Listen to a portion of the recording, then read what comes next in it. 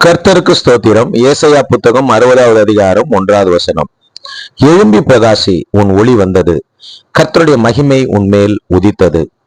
எனக்கு அருமையானவர்களே, நம் ஆண்டவராகிய இயேசு கிறிஸ்து நித்திய வெளிச்சமாக எப்பொழுதும் ஒளி தருகிறவராக இருக்கிறார். அந்த ஒளியில மாறாத, அழியாத, விலகாத, அஸ்தமிக்காத, மறையாத மகிமை காணப்படுகிறது. நாம் அவரை சார்ந்து கொள்ளும் பொழுது நித்திய வெளிச்சமாய் இருக்கிறவர் அந்த மகிமையை நமக்கு அளிப்பார். அப்பொழுது நம்மாலே எழும்பி பிரகாசிக்க முடியும். எனவே நித்திய வெளிச்சத்தை கொடுக்கிற இயேசு கிறிஸ்துவை நாம் சார்ந்து கொள்வோம். அவருடைய மகிமையின் மூலமாக நாம் எழும்பி பிரகாசிப்போம்.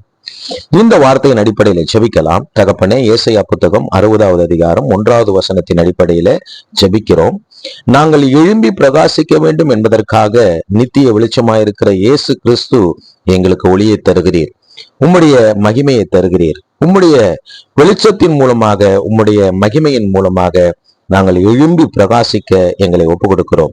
இந்த வார்த்தையை, ஜெபத்தை கேட்கிற ஒவ்வொருவருக்கும் நித்திய வெளிச்சத்தை நீர் அளித்து, உம்முடைய மகிமையை அளித்து எழும்பி பிரகாசிக்கும்படியாக உதவி செய்வீராக.